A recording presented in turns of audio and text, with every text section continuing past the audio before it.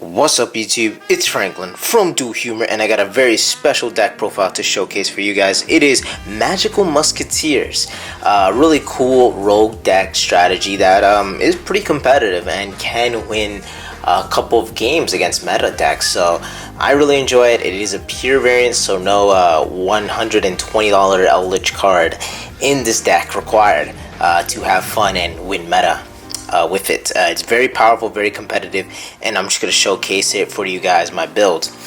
Alright, so we're going to start off with 3 Magical Musket Caspar, basically the Searcher, the Stratos of the deck, and the Heart of Soul basically of the deck. When a spell trap is activated on its column, you get to search out any Magical Musketeer card you want from your deck and add it to your hand. Very simple effect, but very good. Must play 3. It's a good starter card and helps you even in late game. So really good. 2000 booty and 1200 attack. So okay, the stats basically. Now we are playing 3 Magical Musketeer Starfire, and she's really good because she special summons a Magical Musketeer monster from your deck. And as you can see, all Magical Muskets, they play the column game, which means that anything activated in their column basically activates their effects for at least the main monster, the main deck monsters of Magical Muskets. So really good, and keep that in mind if you're playing pendulums, because they have to put their pendulum scales on the far left and far right side. So makes the game against pendulum really easy. Sorry, Triff. Anyway, so it's a really good card. It does have, it's probably one of the best cards in back of Caspar, and arguably even better than Caspar in some sense, because it lets you go into your rank 4 plays, as well as it lets you special summon Caspar, and then you could just link one off for max. You can link her off for max and keep Caspar, so it's really good. Must have at 3. And previous builds, when it came out, you could fly by with 2, but now it's required at 3. And both Caspar and Starfire are cheaper with the ultra rare printing they received in dual overload. So don't worry about that. It's a really budget deck at this point. We do play 3 Magical Musketeer Kickbraid. And Kickbraid is basically a trade-in. It lets you discard a Magical Musketeer card after a spell is activated in its column. Whether it's you or your opponent, it really doesn't matter. It activates the effect like every other Magical Musketeer, and basically you discard. You send 1 Magical Musketeer card from your hand to the graveyard, and then you draw 2 cards. It's really good. Helps unbreak hands, and just another name. And it's also one of the more stronger Magical Muskets in terms of attack, so that is important to keep in mind. We also play 2 Dock, and Dock is really good late game because it recycles your materials, your spawn traps in the graveyard, as well as your monsters, and then you can just basically add 1 to hand. So basically what it does is just it targets 1 card, 1 Magical Musketeer card from your graveyard and add it to hand. It sucks going when you have to see it in your opening hand, because it really doesn't do anything in your opening hand. That's why we play it at 2, but you really want to see it late game if you're in those grind games. So really cool. Now onto the one-offs of the Magical Musketeers, and we do play 1 Calamity, and basically Calamity's Call of the Haunted for them. If a Spar Trap is active in her column, she's really good for the OTK, for the Utopia double cheese, and yeah, she is good. She's another name, so I play her. And last but not least, for the Magical Musketeer monsters, it is Magical Musket Wild. So Magical Musket Wild is a pretty good card because basically it's another late game card like Dock. You basically target 3 in your graveyard and shuffle 1 back into the deck and draw a free card. So he's really good. He's also the strongest in terms of attack power of the Magical Muskets that I play at 1700, so that can come up at times. Now onto the non-magical musketeer monsters, and we do play 3 Parallel XC, and I think this goes without question. It's a staple in magical muskets at this point. Parallel XC is basically a free rank 4 once you link into max. If you have Parallel XC in hand, you basically have to special summon him for free once you link into a link monster, and then he special summons his buddy, another Parallel XC, from the deck, and they both become level 4. So then it's an automatic level 4 rank 4 monster from your extra deck. And you could probably go to Utopia Double, you could go into Baguska, you go to any of your favorite your rank 4 monsters. So really good card, definitely a staple in the pure variant of Magical Musketeers.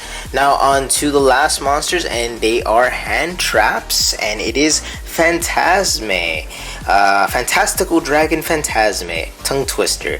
He does really good because he basically, a lot of decks are still playing links. You know, Crystron Evil Fiber is still a thing. Other link cards, there's still a lot of powerful link monsters in the game, and people are still playing them. So Phantasme is basically just free summon him, and you fix your hand basically. And then on top of that, has a neat effect that your opponent tries to target one of your monsters, you can just discard a card and negate that. So it's really good to protect Max, because if you summon Phantasme and then you summon Max, you have Phantasme out on the field, you summon Max, your opponent tries to imperm or effect build, you could just negate it with Phantasme by discarding a card. So it's really good.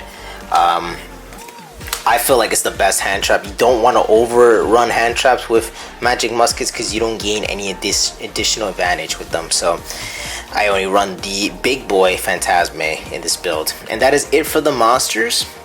This is a going second Magic Bullets. So as stated, for going second, we do play some going second cards. But let's start off with the best spell for the Magic Muskets, and it is Cross Dom. Cross Dom, what can I say? It's the reason you play Magic Muskets, basically. Magical Musketeers. If you control a Magical Musketeer monster, you basically just activate this card, target one face-up monster on the field, change it to 0 attack, 0 defense, and negate its effect for the end of the turn. So that's basically how your Magical Muskets beat over big monsters. It is a hard once per turn, but it's a quick effect, so it's pretty cool.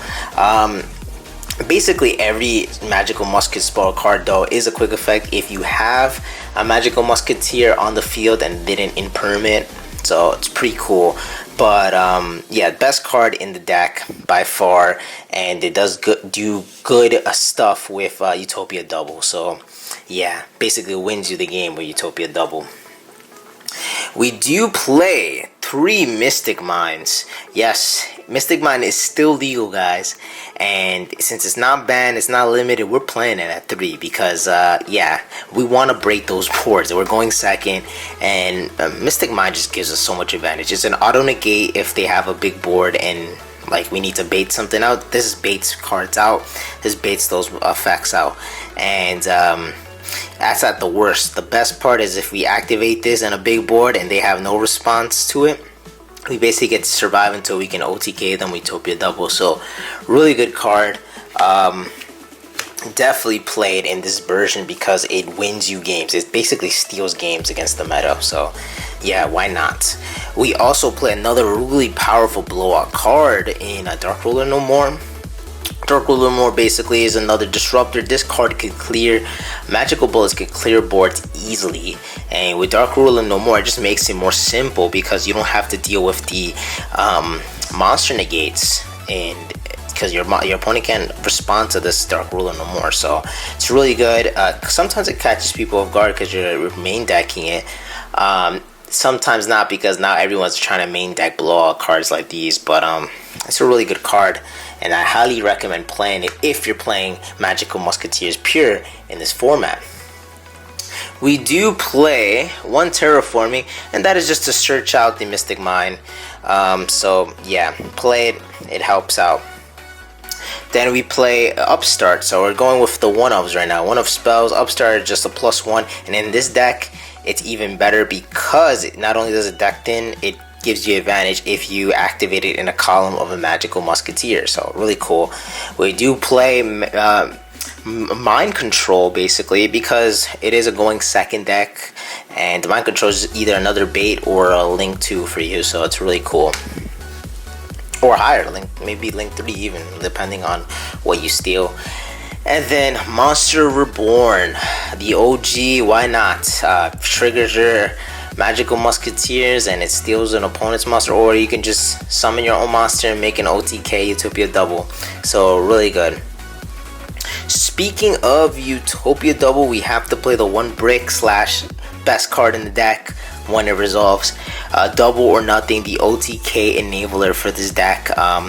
Catches a lot of people off guard still to this day. It's a really good card, and yeah, you have to play it for the OTK. That is it for the spells. Now on to the traps.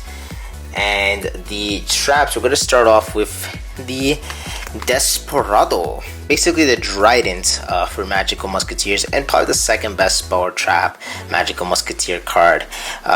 Basically, you can activate this from hand when you control a Magical Musket like every other spell or trap, and pop a face-up card on the field. Doesn't have to be a monster, it could be any face-up card. So I could pop field spells, I could pop floodgates. It's a really good card, and you want to see it in hand. So definitely max it out on 3. Now on for the 2 of in Last Stand. At one point, Last Stand was a must-have 3, but now since Magical Musketeers changed to a going second build, as I like to play, you could play it going first, but for the max, to get full potential of max, it's better to go second.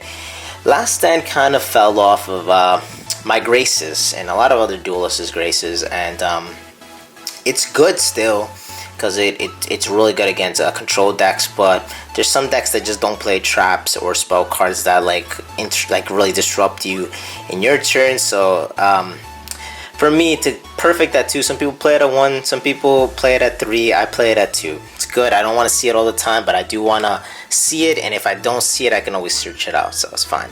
And speaking of another really good card, we do play Dancing Needle. Now, Dancing Needle is another card I've been debating on either bumping it up to 2 or leaving it at 1. It's really good. You want to search it out, and it does play into a lot of decks now in the meta, like Eldritch, and there's a lot of graveyard decks that are really good, zombies and stuff. So it's a really good card. Orcus as well.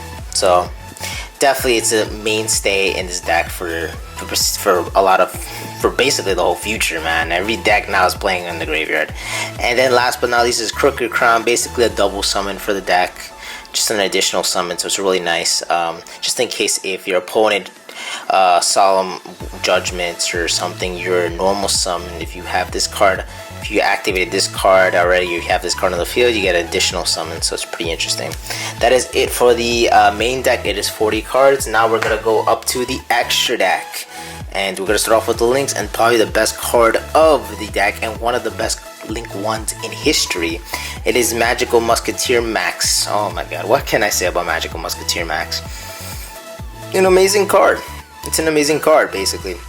One Magical Musketeer can net you a +3/+4 card, because once this card is summoned, depending on what your opponent controls, you can either add up to that amount of like spell or traps, depending on how many monsters they have on the field, or special summon that many monsters depending on how many traps they have.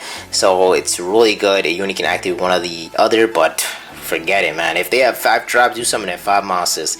If they have 5 monsters, you can summon you can get up to 5 traps from your deck and add it to your hand. What other card does that, man?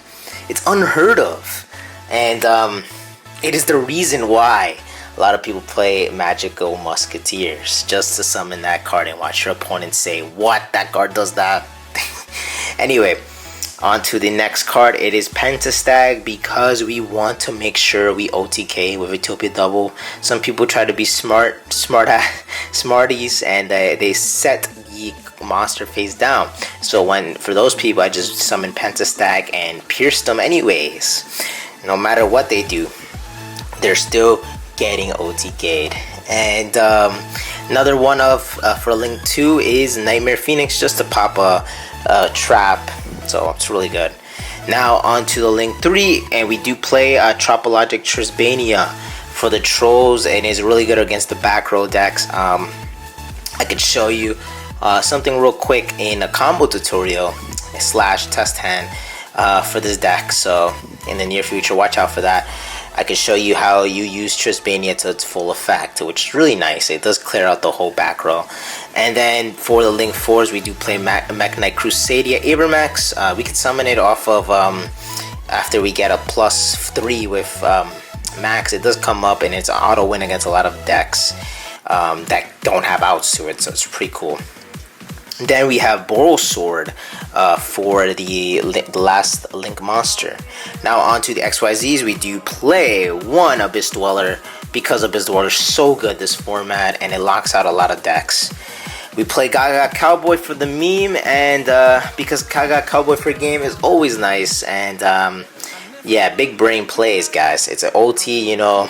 When OT hits, you know that if you summon Gaga Cowboy on OT, an OT Gaga Cowboy, basically time is reduced up to 30 seconds. So your opponent only has 30 seconds left until time in the round. So yeah, invest in the OT Gaga Cowboys. I'm joking, guys. And we got number 41 Baguska. Like I said, this kind of hinders a lot of decks as it is a stunny card. So it's good to have in your deck. We do play not one but two Utopias for the Utopia double and for another classic card that I'm going to show you in a second. Speaking of Utopia double, we have him right here. He searches out double or nothing and he initiates your OTK, so really cool. And the last card is the reason why we play the second Utopia. It is Utopia Lightning. I just want another beat stick to summon, just in case, because Magical Musketeers basically have a hard time getting over big monsters. So yeah, that is for the Blue Eyes Max Dragon player at your locals. They're not expecting lightning to come down, right? Anyway, that is it for the deck profile. Hope you guys enjoyed. I hope you guys love this playmat, which I actually got from Tier 0 Games. I'm not sponsored by them, but I would love to. They do have amazing playmats there, and I picked one up. So that is it for the video, guys. I hope you guys enjoy, and I hope you guys stay tuned for the combo tutorial, which hopefully can come this week. If you guys love and enjoy this content, please hit a like button, subscribe, comment on what decks you would love to see next for me to build. Also, please, if you guys gotta purchase any of these cards or thinking about building Magical Musketeers, use my TCG affiliated link in the description, because it really does help out the channel and it doesn't cost you a penny. So hope you guys enjoyed, and I'll see you guys real soon. Franklin from Do Humor out. Peace, guys.